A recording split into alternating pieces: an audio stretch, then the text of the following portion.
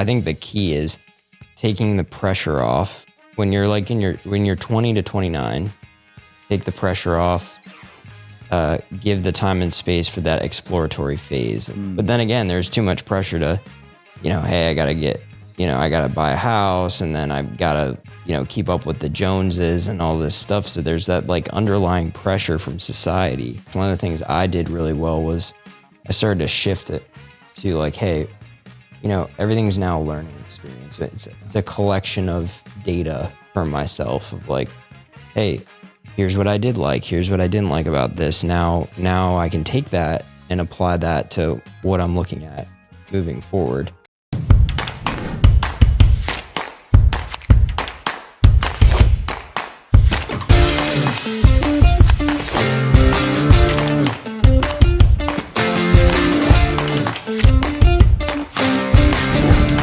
Sweaty goals. Here we are. Rob Torsell. Robert Hartline. Welcome to Sweaty Goals. How was your morning? Man, that was fun. Yeah. How about that? I've never done a cold plunge before, and You did great, man. You did us 4 minutes. Like I saw you, I was watching you process. The first 30 seconds is kind of hell on earth. And you did well. You were just like, oh my gosh, wow. yeah, I didn't know you were asking me questions. You're like, how's business? I'm like, I can't talk right now. Trying to just get through this. But I think before I jumped in, I was like, oh, I got this, whatever. And then, I jumped in and it was like, okay, this is harder than I thought it would be. Yeah. And then got through it for the first 30 seconds, like you said. And then it was still colder than I anticipated, or more challenging than I anticipated. Yeah. Um, Well, like I said earlier, for me, it's even today, right before you get in, you're like, oh no, I do not want to do this. And then when you're doing it, you're like, okay, I can do hard things. yeah. And it just really helps like face other challenges that are going to navigate in my day, or, that resistance that we have to having an uncomfortable conversation, or maybe calling that person that you just don't want to call because it's going to be hairy. And we have that resistance, and you spend so much time just stressing over the call, doing the call, but not doing the call. Yeah, it's the thing I thought about after I jumped out was thinking about doing the thing is way easier than doing the thing. It's just like, once you do the thing, it's like, well, it's way harder than I ever anticipated. Yeah. Most times. Yeah. But the more you do those hard things, the easier, other things in life become. Yeah. Yeah. You did the workout great. You kept it and hung in there, and it was fun. We did a little 30-minute routine, a little biocharged breath work. And here we are on the podcast talking about life. Yeah. What are you excited about in your life right now? Man, I just had a baby girl. So that is insane. She's 6.5 months. Time has flown by. Absolutely crazy. But yeah, way so many more challenges have come, my way in good ways, challenged me in good ways. And, when you have a kid, I think your perspective on life just totally changes. And believe it or not, like a lot of people say, oh, I got a family. It's too hard to do this or too hard to do that. I totally disagree with that. I think, when we had Ella, I was like, wow, this is just like, I had a wind pushing against my back, for all things in life, trying to be a better husband, trying to be a better father, trying to be a better businessman. Like, I'm like, I am showing her, I'm the example to show her like what, how she's going to live her life too. Like you can say things, to your children, but the example of what you're doing in life is what they're going to observe. Yeah. So, Yeah. And and the lack of sleep, the all the things that are going on with honestly, when I look back, like and I told you this earlier, I loved having my boys laying on my chest. Yeah. And it was just like magic. It was so healing and it was just magical. But the first 2 years are boring for a father, I think. It's just, you can't do a lot with them. But once they get to 3, oh my gosh, like, man, it gets start to get fun. Yeah. It starts to real get fun. What was that moment for you that was like when you first felt that true like connection? For me, well, the connection was, holding them, but when they start talking and start having dialogue, and you can start to understand what they want, and they're starting to understand you, and then there's that connection. It's really, just to having the presence with them. I have some regrets of my kids when they were younger because I was drinking, and I mean I wasn't like I was just coming home stressed. I would drink. Coming home, I had a good day. I would drink. Bad day, I would have a drink. So it was like every day I was having a drink, and I think I missed out on a lot of good presents with my boys. And that's something that, when you start adding a lot on your plate, back then I had 3 businesses, an Airbnb business. I had 4 businesses, Airbnb. I had my CRM. I had Absolute Wireless, my chain of wireless retail stores. And then I had this Hitch startup I was starting, and I think I really put too much energy in all those things, and I created lots of stress, and I think my kids sacrificed from that experience. I wish I could go back and have learned to be more present and not having just more things and distractions, and I created all that. And you could say I could easily have justified it, but you don't get those time back with the kids. And I think a lot of people don't realize that, you think you have 18 years with your kids, and that's a myth. You have the kids until they're like 13, and around 12, they're like, whatever, dad, they're wrapped up in their friends. They're wrapped up in other things. And so there's a little loss of connection there that happens during their teenage years. Like my oldest is seeming to come back. Yeah. And we can connect over movies and, other things like music. We kind of starting connection on that. So, it happened so quick. Like you recognize 6 months, man, it's like snap like your that. fingers and you're like, what? What happened? Yeah. Have you read that book? I'm actually reading it right now. It's called The 5 Types of Wealth No. by Sahil Bloom. It's great. It's great book. But he has, it's about social health, financial health, relationship wealth, like all that, all those 5 types of wealth, basically, not just monetary wealth. Yeah. And he has like a graph in there that shows like the amount of time spent with kids over a lifespan, and it starts off like pretty high, and then over time just slowly decreases. So it's hard though, because I mean, it's great you have the awareness now, and all that. I mean, we can and if our way, like with anything in life. So, we can't beat ourselves up too much. And, there's such a struggle with like, all right, who's going to carry the torch financially? Who's going to spend the most time with, it's usually mom spending the most time in the beginning with kids. So it's a big struggle, especially nowadays with eggs, $25 a carton. Yeah. Well, I But mean, it's ridiculous how expensive just existence is.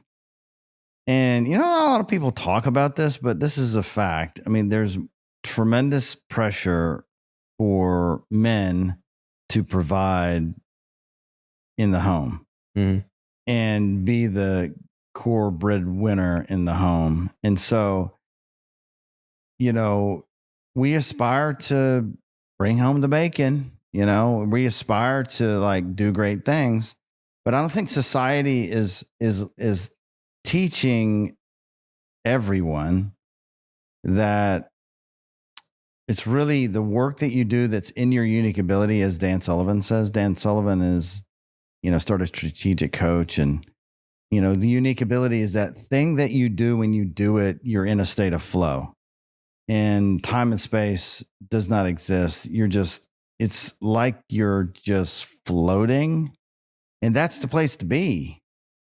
And if you can get paid to do that, then that's what we're actually meant to do. And you don't have the stress that comes with doing things that are outside of your comfort zone. so you're saying that you're thinking that there's not enough men out there that have a purpose of or are energized by what they're doing.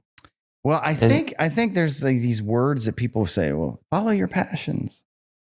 And then people say, that's well, tough, though. passions don't pay the bills, and the reality is they can, like I am a state of flow talking to entrepreneurs who are in the middle of struggling, maintaining and doing their business. And maybe they're abusing drugs or alcohol. I feel an alignment to having those deep, meaningful conversations to really say, hey, you're having these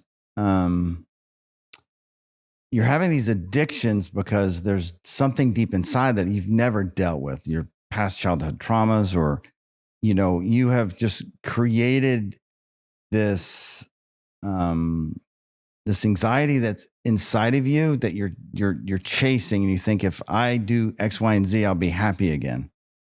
And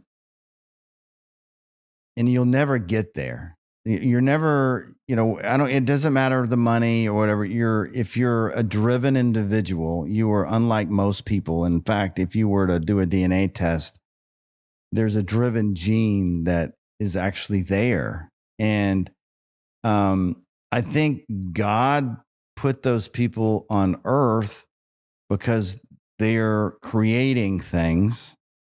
They're the wild storytellers that are those writers that are, in despair to get their book written. It's like this spiritual journey and struggles and dealing with not feeling enough, but getting that art out, whether it's writing or art or music or a business. You're starting something that's starting from nothing into something. And I think the answer to all of that is like, can you get back to presence? Can you get back to the now? Can you just be happy with life as it is? And then start to quiet it enough to go, all right, what is it that I love doing and I'm great at? And can I do that and then let go of all the other things and have other people do those things so I can be more present? It's more challenging than ever, I think, in society to do that. Like this morning, it's rare to have the time and space to remove distractions for me. It's just so hard. I'm working at getting better at that. But, with social media now and everything out there, it's so hard for people to remove and cut off that distraction to truly think about what it is that they want. Because there's all these, go do this to make money quick, go do that to make money quick. And then you get some false reality of what's actually within your interest. So what's your definition of passion? Because it's such a broad term, you know, because passion can be like, hey, I'm passionate about, you know, building homes or something, like a broad category or whatever. Yeah. But it could be something more specific within something. Cause I feel like people are like, well, I don't have a passion, or, Yeah. you know, it's like, oh, I'm not passionate about this or that, but, you know, I'm really skilled at this. And sometimes when you're skilled at something, then that brews the passion because you're good at it. When you have success at something, it's a lot easier to be. And also, like, just, you know, think if you're passionate about music, but you're not good at music, you know, there's that hero's journey. It's like, hey man, through. like you probably should. Well, you know, it's I mean, that's what my buddies told me last weekend. They're like, you know, I thought I was, you know, a good singer, and they recorded me on video, and I was, you're right. I probably should pick a different career, you know? Well, you know, I think there's hobbies, you know, I think you can have passion in hobby projects and in business, you know, if you're lucky enough to go through some experimentation. And I think that's one of the things that I think is totally missing. I mean, like, if I had a magic wand, I would create a college that there was no formal, you know, studies of subjects other than mindfulness and figuring out how to deal with your self-limiting beliefs. Like, those would be classes that I think we should all have. But it should be more like, all right, we're going to spend the next 2 years and I'm going to put you in 20 different companies. And I'm going to put you in companies in manufacturing, in retail, in hospitality, in legal. And you're going to do all these things for all these business owners and corporations. And at the end of those 2 years, we're going to sit you in a room and go, what lit you up? And you're going to go like, well, I felt something when I was doing X. Okay, now let's go to school. Yeah. Now let's learn the crafts.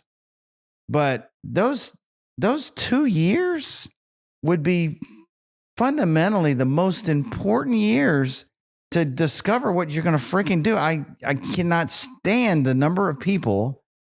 And I feel so bad for them because they're like, in high school, they're like, stress on studies and stress. And then you got to go to college. You're going to get a career so you can make money, so you can da-da-da.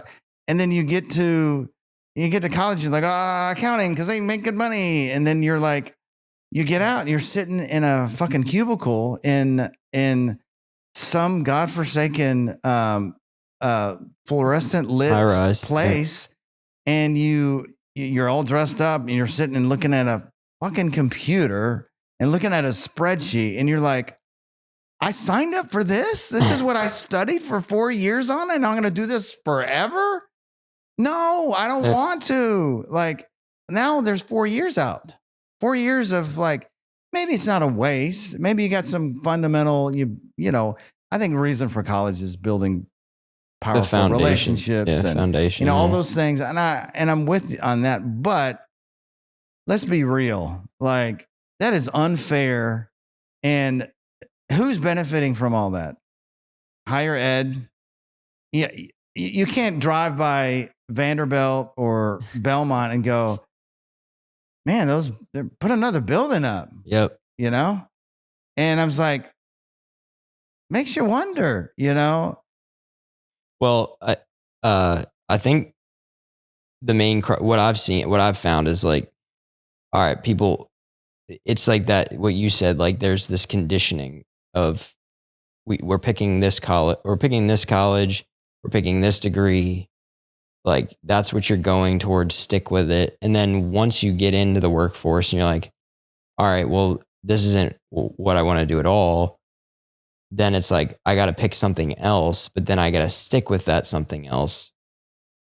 You don't have to. It's like, that, like cost. You said, you have the sunk cost, and you're like, oh, I've already spent all this time, and then you got that pressure of, if you've gone to a school with people that you really bonded with and you connected with, and you're out of school, and then you're looking around, you're catching up, and Johnny's doing this and Timmy's doing that. And, if you just happen to have a friend that's absolutely murdering it, it is hard not to go, what's wrong with me? Yeah.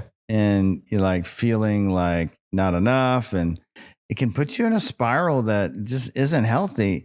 And we create that. Like, that should not be, like, we should literally, a school should be spending all their effort in getting people in the right lane for them to feel confident in what they are doing is right, so they can love what they do with people they love to work with. Dan Sullivan talks about living in heaven on earth. And how do you do that? Do what you love with people you love. The first thing he teaches in his strategic classes, the strategic coaching program, is how to live to 140 something years old. And how do you do that? Well, you never quit working, because working does not feel like work. Working is what you enjoy doing. So if you do what you love, it doesn't feel like work. And if you do it with those that you love, you can live in heaven on earth. And there is a path for that, but there is not an organized structure for our young people to ever have the ability to do this.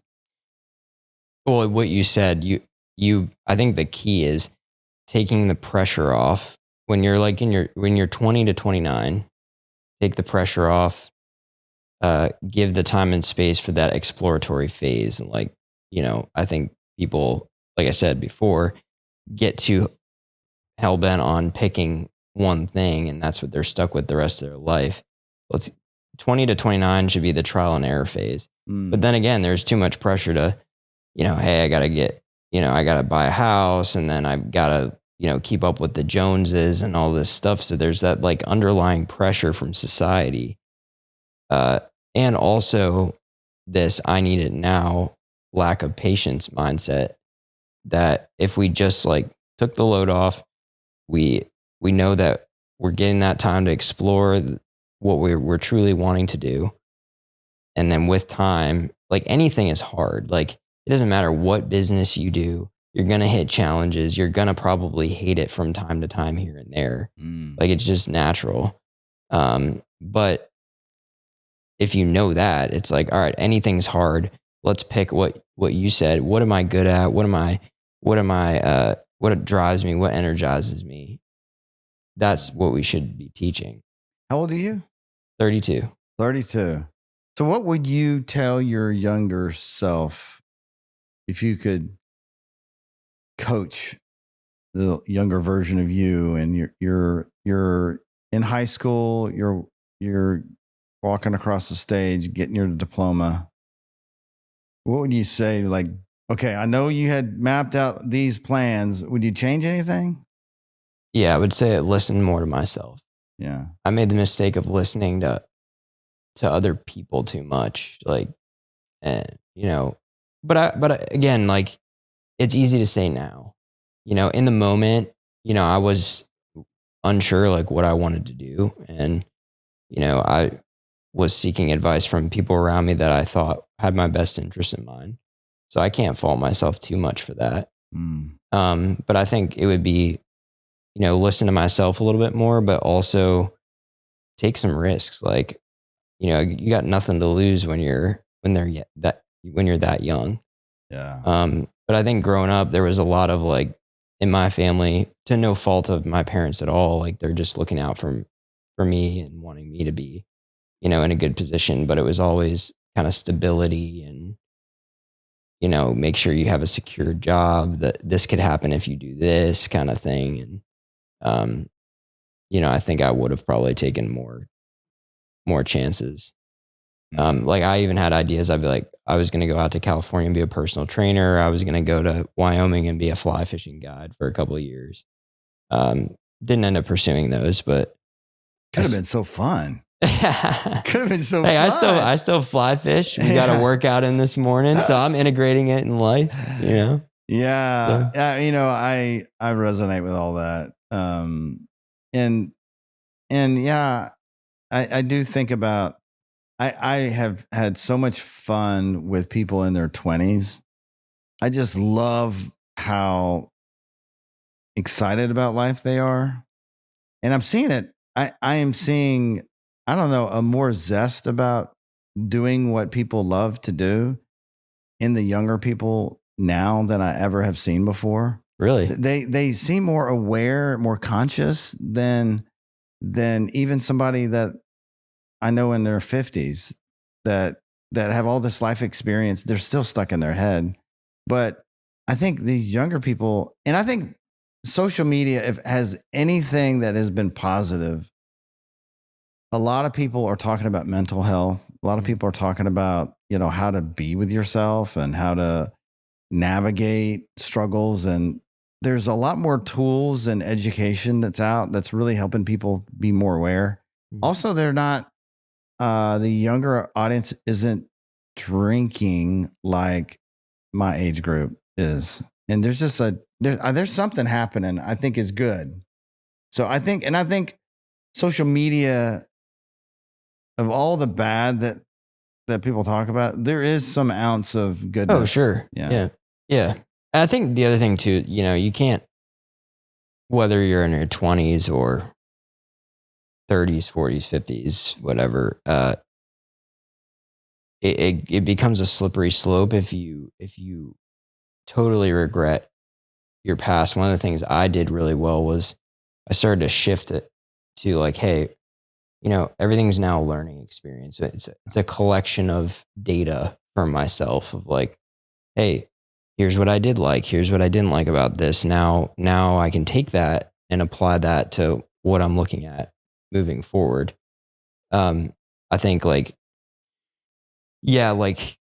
my career in sales, I have further aspirations in my business and transitioning into my business. But the foundational skills I learned from sales, I would have never traded for anything. It's a core thing that everybody should understand is sales at its core is understanding people and what drives them. Yeah. I'm totally 100%. I mean, there should be courses in high school on connecting with others and just being a good listener, really just paying attention to body language, reading the room, knowing how to, really give someone attention. How frequent do you see I guess more younger people, how do you frequent do you see somebody walk up and shake your hand like kind of firmly with eye contact and say like, hey, how are you? My name is, and proactively approach you. Yeah. Like, not a lot. But I do see, some out there that, I go to network. I do a lot of networking events, and I like to meet a lot of people, and I think people are doing the best they can, Right. Yeah. And it gets intimidating. You get in a big crowd of people, it gets intimidating. Yeah. And I've done a lot. I've done a lot of trainings, in my past through different companies I was working for that really helped me. And now I'm more just, I was telling a friend of mine, Americans are so interesting because we'll sit with somebody for a long period of time and talk to someone that we do not want to talk to. Like you're meeting somebody and you're carrying on the conversation. You're like, oh my gosh, how much more is it? I often think it was like, how awesome would it be? Like, you know what? It was good to meet you, but I think I'm done here. Just walk away. Irish goodbye the conversation. Yeah. Oh man. Well, dude, thanks for coming on the Sweaty Goals podcast. Yeah. And next is breakfast. Let's do it, man. Red Rooster. Awesome.